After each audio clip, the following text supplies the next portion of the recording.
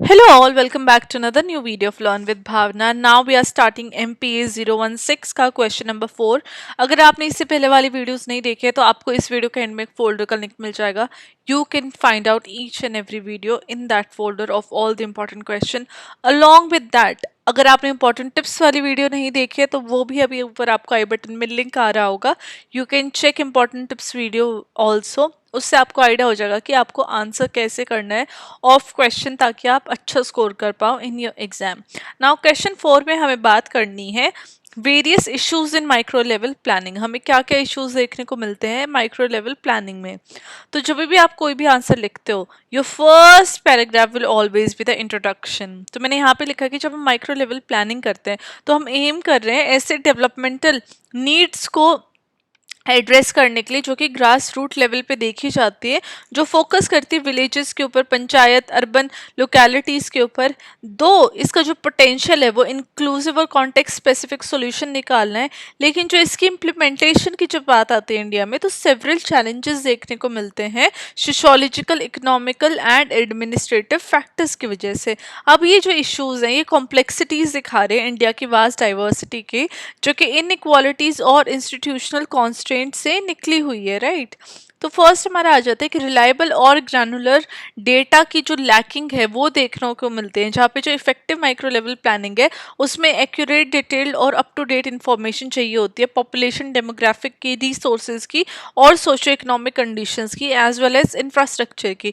अब इंडिया के अंदर जो ये डेटा है ये कई बारी अनअवेलेबल और अनरिलायबल रहता है, क्योंकि जो चैलेंजेस आते हैं वो ये होता है कि आउटडेटेड सेंसस डेटा होता है, गैप्स होते हैं विलेज लेवल सर्वेज में, जो कि इन्फॉर्म डिसीजन मेकिंग में कहीं ना कहीं लैक हमें देखने को मिलती है। वहीं पे जो लोकल रिकॉर्ड्स होते हैं वो कई बार मार्जिनलाइज कम्युनिटीज़ को एक्सक्लूड कर देते हैं, उनको इंक्लूड नहीं करते हैं, सच एस ट्राइबल पॉपुलेशन या फिर इनफॉर्मल सेटलमेंट्स, राइट। उनके बारे में इंफॉर्मेशन प्रोवाइडेड नहीं होती है, कहीं ना कहीं जो उनको जो साइडलाइन कर दिया जाता है वो देखने को मिलता है।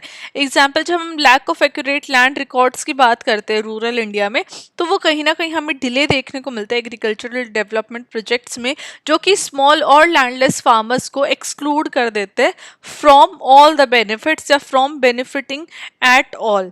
नाउ सेकंड, हमें इनइक्वालिटी और चैलेंजेस देखने को मिलते हैं, जहाँ पे जो माइक्रो लेवल प्लानिंग है वो कहीं ना कहीं फेल कर जाती है डीप सीटेड सोशल इनइक्वालिटीज़ को एड्रेस करने में, चाहे वो कास्ट के बेसिस पे हो, जेंडर के बेसिस पे हो, रिलीजन के बेसिस पे हो या एथनिसिटी के बेसिस पे हो। तो जो इनइक्वालिटी है मार्जिनलाइजेशन के बेसिस पे ये हमें देखने को मिलती है। अब जो इसके चैलेंजेस है वो ये है कि जो डोमिनेंट कास्ट ग्रुप है वो कहीं ना कहीं मोनोपोलाइज कर लेते हैं डिसीजन मेकिंग प्रोसेस में, लोकल गवर्नेंस में, जहाँ पे मार्जिनलाइज ग्रुप को साइडलाइन कर दिया जाता है। जेंडर बाइसनेस कहीं ना कहीं वुमेन को एक्सक्लूड कर देती है एक्टिव पार्टिसिपेशन में with in the planning, right. जब हम जेंडर बाइसनेस की बात करते हैं तो हम देखते हैं कि विमेन कहीं ना कहीं मार्जिनलाइज्ड हो जाती है, फिर उनको डिसीजन मेकिंग प्रोसेस में पार्टिसिपेट नहीं किया जाता, उनका एक्टिव पार्टिसिपेशन नहीं देखने को मिलता है। अब एग्जांपल के तौर पे अब कुछ पंचायत ऐसी हैं जो एससीज में भी डिफ़िकल्टीज फेस करें अपनी वॉइसेस, अपनी कंसर्न्स को वॉइस करने में, राइट, क्योंकि जो डोमिनेंस अपर कास्ट का वो देखने को मिल जाता है कुछ विलेजेस में, कुछ कम्युनिटीज़ में, जिसकी वजह से अनइक्वल डिस्ट्रीब्यूशन ऑफ रिसोर्सेज देखने को मिलती है, चाहे वो इरिगेशन ऑफ वाटर हो या फिर हाउसिंग बेनिफिट्स हो। लिमिटेड पार्टिसिपेशन एंड अवेयरनेस देखा जाता है, क्योंकि जो कम्युनिटी पार्टिसिपेशन है वो बहुत ज़्यादा ज़रूरी हो जाती है कोई भी सक्सेसफुल माइक्रो लेवल प्लानिंग के लिए, लेकिन जो लो लेवल्स ऑफ अवेयरनेस है और जो एंगेजमेंट है वो कहीं ना कहीं इसको अंडरमाइन कर देती है। जो चैलेंजेस देखने को मिलते हैं वो ये है कि जो काफ़ी लोग स्पेशली रूरल और ट्राइबल एरियाज़ में वो अपने राइट से वंचित होते हैं, उनको पता ही नहीं होता कि जो उनके राइट्स हैं वो क्या हैं और जो लोकल प्लानिंग है उसके अंदर वो पार्टिसिपेट कर सकते हैं या नहीं कर सकते।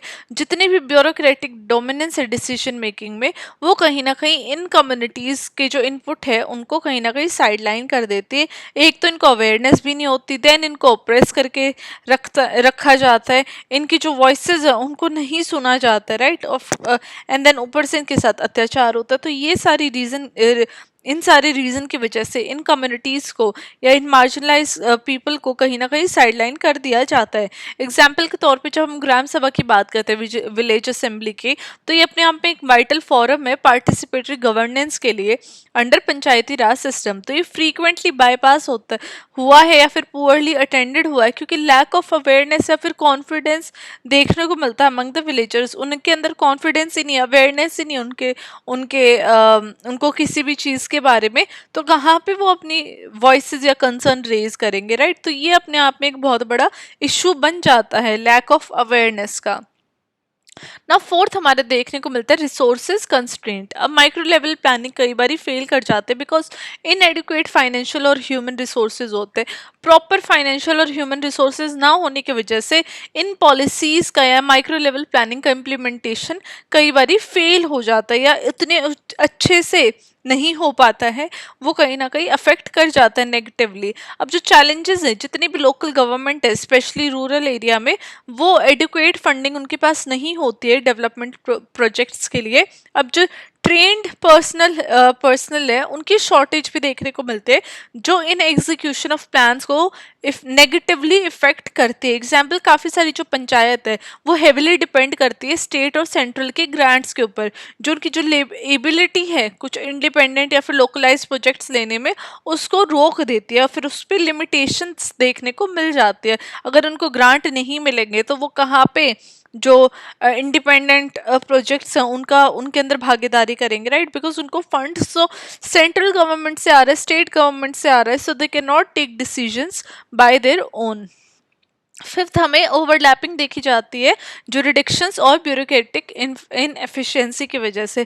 अब जो कोऑर्डिनेशन है मल्टीपल एडमिनिस्ट्रेटिव लेवल्स के ऊपर और डिपार्टमेंट के ऊपर, वो बहुत ज़्यादा असेंशियल है, लेकिन वो कहीं ना कहीं लैक करता है इंडिया के केस में। अब जो चैलेंजेस देखने को मिलते हैं वो ये है कि जो कॉन्फ्लिक्ट है लोकल बॉडीज़ और डिस्ट्रिक्ट लेवल ऑफिशियल में, वो उनकी वजह से डिलेज और इनएफिशिएंसी देखने को मिलती है।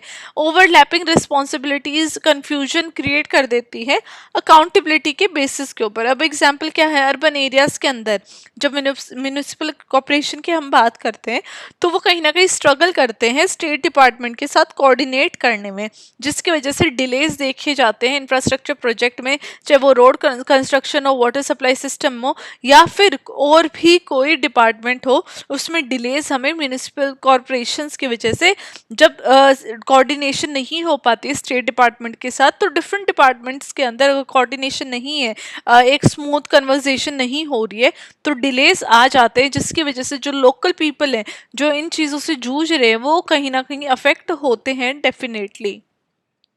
सिक्स हमारा कल्चरल एंड रीजनल डाइवर्सिटी। अब इंडिया की जो वास्ट कल्चरल लिंग्विस्टिक और रीजनल डाइवर्सिटी है वो बहुत ज़्यादा डिफिकल्ट कर देती है यूनिफॉर्म प्लानिंग के लिए जो कि एड्रेस करे लोकल नीड्स को। अब जो चैलेंजेस है वो ये है, जितने भी प्लानिंग मॉडल है वो कहीं ना कहीं लोकल कस्टम्स को इग्नोर कर देते हैं, ट्रेडिशनल नॉलेज या फिर कल्चरल प्रैक्टिसेस, उनका जो इग्नोरेंस है वो देखने को मिलता है। जो one size fit all policy है वो इंडिया के अंदर वो कहीं ना कहीं फिट नहीं बैठती है, बिकॉज इंडिया के अंदर रीजनल वेरिएशंस इतनी ज़्यादा रिसोर्सेज में और सोशो इकोनॉमिक कंडीशन में, तो एक चीज़, एक पॉलिसी, एक जो तरीका है काम करने का वो सबके लिए सही नहीं बैठ पाता है।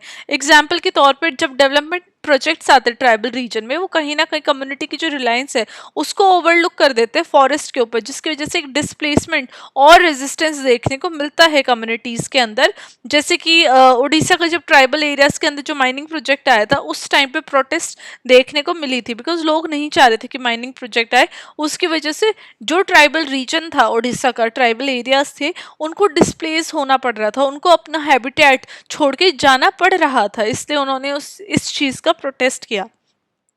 वहीं पे पॉलिटिकल इंटरफेरेंस देखने को मिलता है, जितनी भी पॉलिटिकल इन्फ्लुएंसेस हैं वो कहीं ना कहीं डिस्टॉर्ट कर देती हैं priorities of the micro level planning, जो कि अंडरमाइनिंग करती है इसकी इफेक्टिवनेस को। अब जो चैलेंजेस है, जितने भी लोकल लीडर्स हैं वो कहीं ना कहीं प्रायोरिटाइज करेंगे ऐसे प्रोजेक्ट्स जो कि बेस्ड है उनके पॉलिटिकल गेन्स पे, राइट। बिकॉज हर जो पॉलिटिशियन है may be they want political gains, उनको नहीं चाहिए कि जो एक्चुअल कम्युनिटी नीड्स है वो फुलफिल हो या फिर एक्चुअल कम्युनिटी नीड्स के बारे में बात बात हो, उनको सिर्फ अपना पॉलिटिकल गेन दिखे, तो करप्शन जो फेवरेटिज्म है वो रिसोर्स मिस एलोकेशन में कहीं ना कहीं रिजल्ट करता है, और वो उसका एक बहुत बड़ा हिस्सा है। एग्जाम्पल, कुछ स्टेट में जो politically motivated allocation of fund है रूरल हाउसिंग के लिए, रोड्स के लिए, वो फेवर कर देते हैं सर्टेन कॉन्स्टिट्यूएंसीज में ओवर द अदर्स, जिसकी वजह से इनइक्वालिटीज और भी ज़्यादा बढ़ती है, और भी ज़्यादा इनइक्वालिटीज हमें देखने को मिलती है। अब एट्थ हमारे इन्वायरमेंटल कंसर्न्स आ जाता है। तो माइक्रो लेवल प्लानिंग कई बार फेल कर जाती है इन्वायरमेंटल सस्टेनेबिलिटी को इंटीग्रेट करने में डेवलपमेंटल इनिशिएटिव्स में। अब जो लैक ऑफ अवेयरनेस है, एक्सपर्टाइज है लोकल लेवल पे, वो कहीं ना कहीं इन्वायरमेंटली हार्मफुल प्रैक्टिसेस हमें देखने को मिल जाते हैं। रिसोर्स एक्सप्लॉयटेशन प्रोजेक्ट इग्नोर कर देते हैं लॉन्ग टर्म इकोलॉजिकल कॉन्सिक्वेंसेस को। तो जो लॉन्ग टर्म कॉन्सिक्वेंसेस है एनवायरमेंटल, वो कहीं ना कहीं इग्नोर करके जो अभी जो इमीडिएट नीड पे जो इंफ्रास्ट्रक्चर डेवलपमेंट है, अगर उनके ऊपर फोकस करते हैं तो इन्वायरमेंट भी कहीं ना कहीं नेगेटिवली जूझता हुआ हमें दिखता है। एग्जाम्पल, उत्तराखंड जैसे एरियाज में जो अनचेक्ड रोड कंस्ट्रक्शन है, डिफॉरेस्ट्रेशन है विलेजेस में, उसने कहीं ना कहीं लैंडस्लाइड्स और इन्वायरमेंटल डिग्रेडेशन में कंट्रीब्यूट किया है। इसी की वजह से जो हमें नेगेटिव इफेक्ट्स हैं नेचर के अंदर, इन्वायरमेंट के अंदर, वो हमें देखने को मिलते हैं। Then monitoring and evaluating gaps. अब जितनी भी इफेक्टिव माइक्रो लेवल प्लानिंग है, उसके लिए हमें कंटिन्यूस मॉनिटरिंग और इवेल्युएशन चाहिए होती है, ताकि हम अकाउंटेबिलिटी और कोर्स करेक्शन को इंश्योर कर सके। हाउएवर, ये जितने भी मैकेनिज्म है कई भारी कमज़ोर पड़ जाते हैं, और जो चैलेंजेस है वो रोबस्ट मॉनिटरिंग फ्रेमवर्क हमें नहीं देखने को मिलता है लोकल लेवल पे। ट्रांसपेरेंसी और कम्युनिटी ओवरसाइट प्रोजेक्ट इम्प्लीमेंटेशन में भी हमें नहीं देखने को मिलते। ट्रांसपेरेंसी नहीं होती है, कम्युनिटी की जो ओवरसाइट है वो नहीं हमें देखने को मिलते। एग्जाम्पल, जब हम रूरल सैनिटेशन प्रोग्राम के बारे में बात करते हैं, जैसे स्वच्छ भारत अभियान हो गया, तो जो रिपोर्ट्स हैं इनकम्प्लीट या फिर नॉन फंक्शनल टॉयलेट्स है, वो इन गैप्स को हाईलाइट करते हैं कि जो मॉनिटरिंग और इवैल्यूएशन है वो कहीं ना कहीं लैक करता है। एक बार इम्प्लीमेंटेशन हो जाने से काम कंप्लीट नहीं होता है, उसका मॉनिटरिंग, इवैल्यूएशन और चेक ऑन रेगुलर इंटरवल्स वो बहुत ज़्यादा इंपॉर्टेंट हो जाता है, और उसी का जो लैक है वो हमें देखने को मिलता है। राइट, अब नाउ नेक्स्ट हमारे जो आ जाता है वो है कंक्लूजन। कंक्लूजन आपको हर आंसर में प्रोवाइड करनी है। This I am saying again and again, अगर आप कोई भी आंसर कंप्लीट कर रहे हो तो आपको कंक्लूजन के साथ कंप्लीट करना है। राइट, कंक्लूजन में मैंने मेंशन किया कि जब हम माइक्रो लेवल प्लानिंग की बात करते हैं इंडिया के अंदर, तो वो मल्टीफेसेटेड चैलेंजेस हमें देखने को मिलती है, जो कि सोशल इनइक्वालिटीज, इंस्टीट्यूशनल इनएफिशिएंसीज और रिसोर्स कंस्ट्रेंट्स से ही एमर्ज होती हुई दिखती हैं। अब इन इश्यूज को एड्रेस करना बहुत ज़्यादा ज़रूरी हो जाता है, जिसके लिए हमें एक पार्टिसिपेटरी, इंक्लूसिव और कॉन्टेक्स्ट सेंसिटिव अप्रोच चाहिए, जो कि लोकल नॉलेज को लेवरेज करे और इंश्योर करे कि इक्विटेबल रिप्रेजेंटेशन हो हर एक कम्युनिटी की, हर एक रिसोर्सेज की। अब इससे डेटा सिस्टम्स भी स्ट्रेंथन होता है और मार्जिनलाइज ग्रुप एम्पावर होते हैं, रिसोर्स एलोकेशन इंप्रूव होता है, और एक कोऑर्डिनेशन देखने को मिलती है स्टेक होल्डर्स के बीच में। राइट, जो कि एक बहुत ज़्यादा क्रिटिकल स्टेप है माइक्रो लेवल प्लानिंग को मजबूत करने में और इंश्योर करने में, ताकि जो माइक्रो लेवल प्लानिंग है वो इफेक्टिव हो और सस्टेनेबल हो with in the Indian context. Right, तो ये हमारा आंसर था जिसमें हमने देखा कि जो माइक्रो लेवल प्लानिंग है उसमें क्या क्या इश्यूज आ रहे हैं, वो इतना इफेक्टिवली रन क्यों नहीं करती हैं, और उन चैलेंजेस से ओवरकम कैसे किया जाए विद डिफरेंट एग्जाम्पल्स। तो एग्जाम्पल्स के साथ मैंने आपको ये आंसर एक्सप्लेन किया, और आपको एग्जाम में भी ऐसे लिखना है ताकि जो आपकी अंडरस्टैंडिंग है वो तो हो ही हो, लेकिन जो एग्जामिनर है वो भी थ्रू एग्जाम्पल्स, थ्रू वेरियस सब headings, वो आपको better marks they, and you can score even better in your exam. So this was our question 4 of MPA 016. I will see you now with question 5. Till then, study well, study hard, and all the very best for your exam.